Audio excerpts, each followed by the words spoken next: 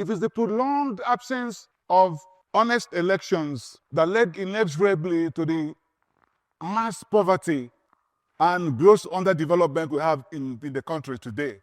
Because if the people had been exercising the power of honest vote since 1960, when we had independence till date, Nigeria in 2025 would have developed into a first world nation by all standards and in all ramifications.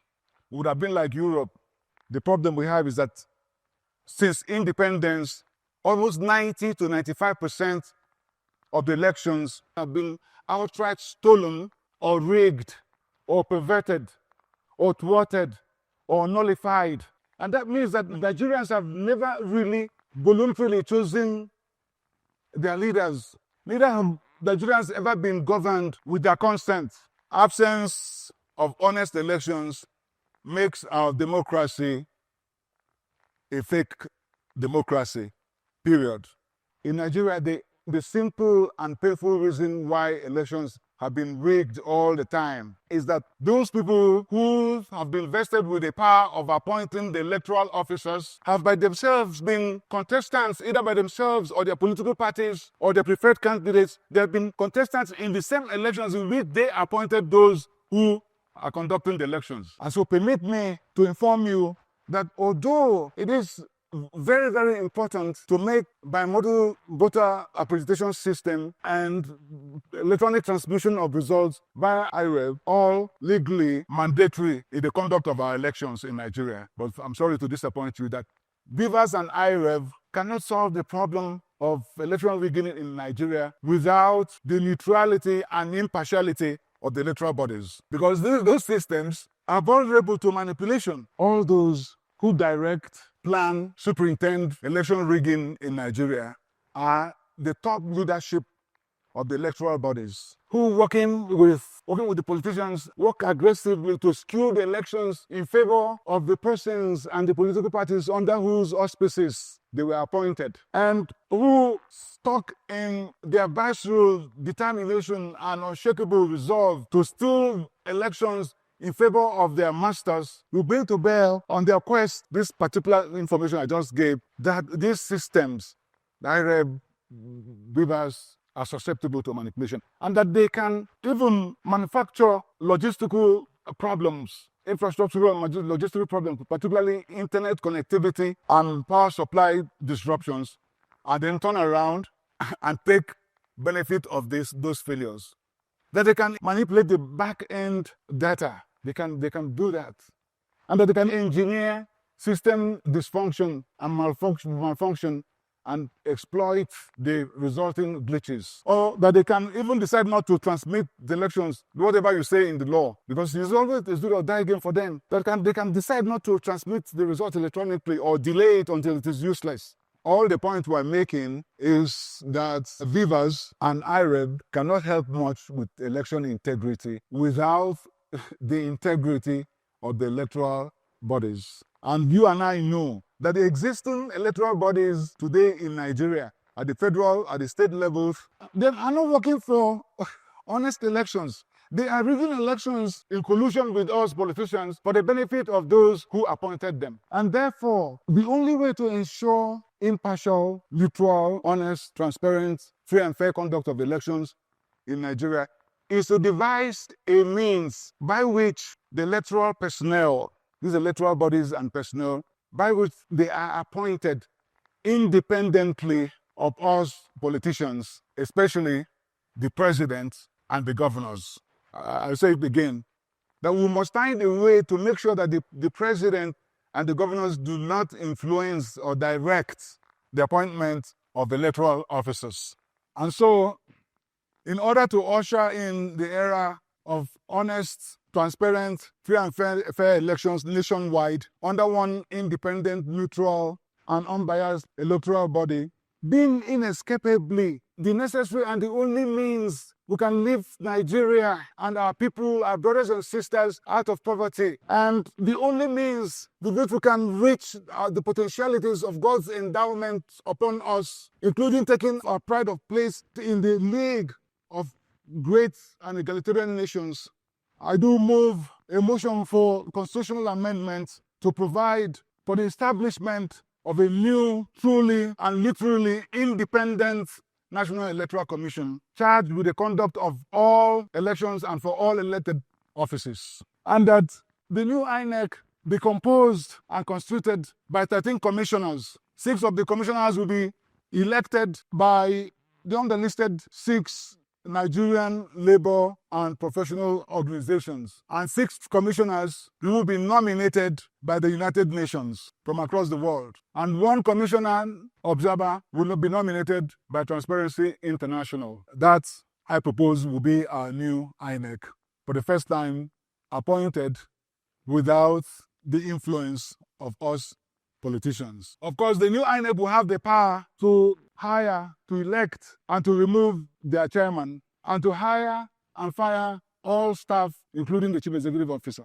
The election of 6 commissioners by the underlisted 6 Nigerian labor and professional organizations is arranged on a concurrent, corresponding alphabetical order. That is to say that the Academic Staff Union of Nigerian Polytechnics will elect 1 commissioner out of its members from the Northeast Geopolitical Zone. And the Academic Staff Union of Universities will elect 1 commissioner out of its members from the North Central Geopolitical Zone. That the Institute of Chartered Accountants will elect 1 commissioner out of its members from the Northwest Geopolitical Zone. That the Nigeria Bar Association will elect 1 commissioner out of its members from the Southeast Geopolitical Zone. That the Nigerian Medical Association will elect 1 commissioner out of its members from the Southwest Geopolitical Zone. That the Nigerian Union of Journalists will elect 1 commissioner out of its members from the South-South Geopolitical Zone. Politicians and those who have held political offices will not be qualified to be elected to serve in the new INEC. And the United Nations and Transparency International will not nominate a Nigerian or any person indigenous to Nigeria. Their own nominations will come from their staff. And it will be the responsibility of the president at the appropriate time to receive and collect the names and curriculum vitae of the nominees and nominees-elect for transmission to the National Assembly for confirmation. No commissioner-elect or nominated may be rejected except with the concurrent resolutions of the National Assembly, the Senate and the House of Representatives, by resolutions supported by at least 2/3 majorities of the Senate, all senators, and 2/3 majorities of all honorable members of House of Representatives, and all voting in person in a secret ballot televised in real time. And for the purposes of this exercise, voice votes will not be lawful. I must hasten to add that the establishment of the new INEC will not impede or be a setback to the strides made in the devolution of powers to the state government, because in this instance, power has been taken from the governor regarding appointments of electoral bodies in the state, and from the president regarding electoral bodies covering other elections, and vested in a neutral body in order to trigger processes in motion for lifting Nigeria out of poverty. Let me clarify immediately that nominations by the United Nations and Transparency International will not in any way violate our sovereignty, because it is Nigeria as the sovereign nation that will make that request to the United Nations. It's Nigeria as a sovereign nation will make that request to the Transparency International. And United Nations and Transparency International would gladly accede to our request, because like all other development institutions and people of goodwill around the world, they rightly regard stealing of elections and rigging of elections as the worst and most destructive corrupt practice. And the United Nations has been undertaking anti-corruption programs and agencies in various countries with which it reaches agreement, like El Salvador, like Guatemala. And just the other day, the president of Honduras, Xiomara Castro, dispatched a letter to the United Nations pleading with the United Nations to come to the country to establish, man and run an international commission against corruption and impunity.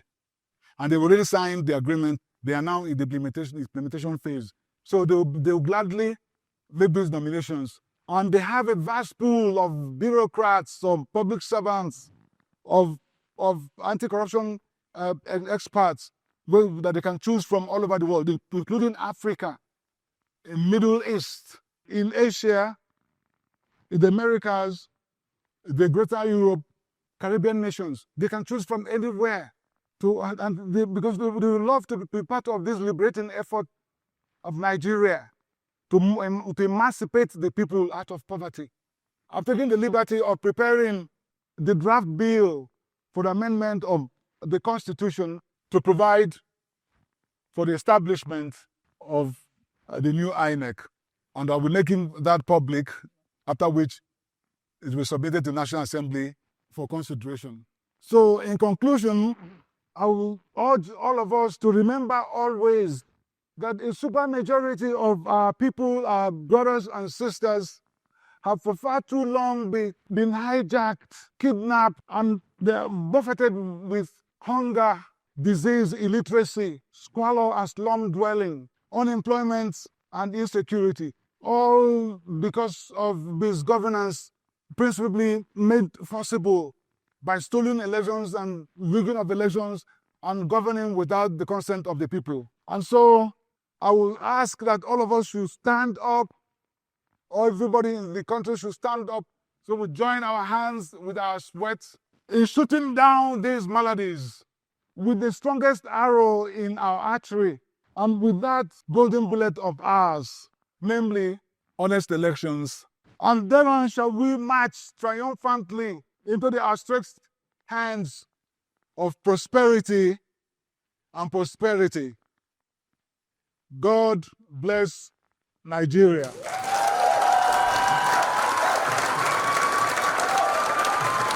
Thank you. Thank you.